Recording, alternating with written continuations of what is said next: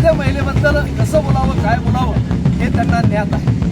आपल्या धर्माचा आदर करत असताना आपण इतर धर्माचाही सन्मान करावा ही शिकवणूक त्या ठिकाणी त्या पुस्तकात त्या मजकुरातून मिळते. पक्षानं किंवा विरोधकांनी वोट शिवून न आणता आणि त्या ठिकाणी कुठल्याच प्रकारे हा विरोध न करता त्याच्यावर पडदा टाकावा.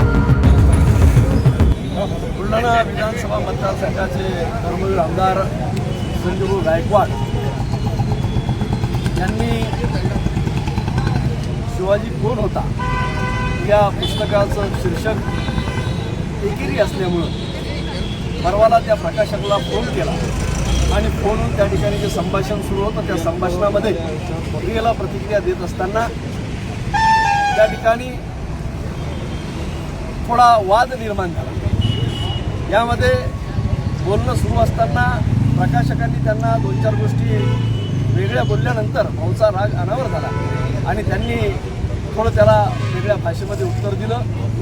निश्चितच त्या गोष्टीचं कोणी समर्थन करू शकत नाही. मात्र दुसरी बाजू जर आपण पाहिली तर पुस्तकातील जो मजकूर आहे त्या मजकुराशी सुसंगत असं कृतीयुक्त जीवन सातत्यानं भाऊ या ठिकाणी जगत आले आणि हे याच ध्येय आणि याचा डोळा या बुलढाणेकरांनी पाहिलेला आहे. खऱ्या अर्थानं महिलांच्या बाबतीतला त्यांचा विषय असेल तर अनेक महिलांना संरक्षण देण्याचं काम, अल्पवयीन वयात आलेल्या मुली पळून गेल्यानंतर त्यांच्या पालकांपर्यंत सुखरूप पोहोचवण्याचं काम स्वतःची जीवाची बाजी लावून त्यांनी केलं आणि म्हणून एखाद्या महिलेबद्दल कसं बोलावं काय बोलावं हे त्यांना ज्ञात आहे. दुसरी बाजू जर आपण पाहिली तर पुस्तकामध्ये शेतकऱ्यांच्याबद्दल जे लिहिलेलं आहे त्या शेतकऱ्यांचा कनवाळू असलेला या ठिकाणी हे आमदार व्यक्तिमत्व आहे. लातूरच्या त्या शेतकऱ्यांना वादिवसातून धावत जाऊन पळत जाऊन बैलजोड येण्याचं काम असो, शेतकरी आत्महत्या असतील त्यांना त्या ठिकाणी मुलांना शिक्षण देण्याचं काम असो, दत्तक घेण्याचं काम असो, त्यांना घर बांधून देण्याचं काम असो. त्याचबरोबर या शहरामध्ये जे सर्व महापुरुषांचे पुतळे डोलानं उभे आहेत त्यामुळे या शहरामध्ये एक सर्व धर्म समभावाचं वातावरण निर्माण झालं.